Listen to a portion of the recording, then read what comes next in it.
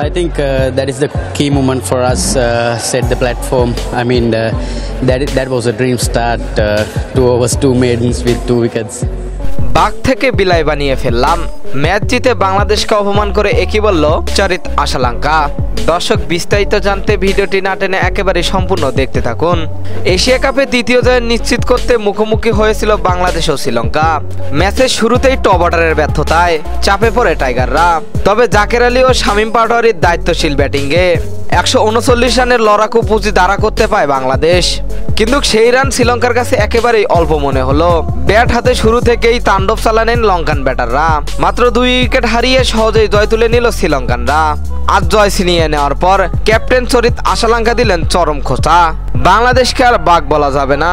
আজ আমরা ওদেরকে বাঘ থেকে বিলাই বানিয়ে ফেলেছি। বাংলাদেশকে যারা বাঘের উপাধি দেয় তারা বোকা। বাংলাদেশ কখনোই বাঘের মতো খেলতে পারে না।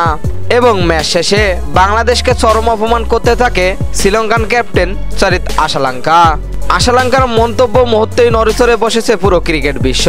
সমর্থকরা ক্ষুব্ধ, সমালোচনার ঝড় সোশ্যাল মিডিয়ায়। ক্রিকেট বোর্ডও নিবিড়, তবে ভক্তদের মধ্যে আগুন। কবে ফিরে আসবে বাঘের আসল রূপ? তো দর্শক, এশিয়া কাপে তাই এখন নতুন প্রশ্ন, টাইগাররা কি আবারও প্রমাণ করতে পারবে নিজেদের বাঘের জাত, নাকি প্রতিপক্ষদের খোঁচায় আরো চাপে পড়বে বাংলাদেশ? কি মনে হয় আপনাদের? জানিয়ে দিন এ বিষয়ে আপনাদের গুরুত্বপূর্ণ মতামত আমাদের ভিডিওর কমেন্ট বক্সে। আর এতক্ষণ আমাদের সঙ্গে থাকার জন্য অসংখ্য ধন্যবাদ।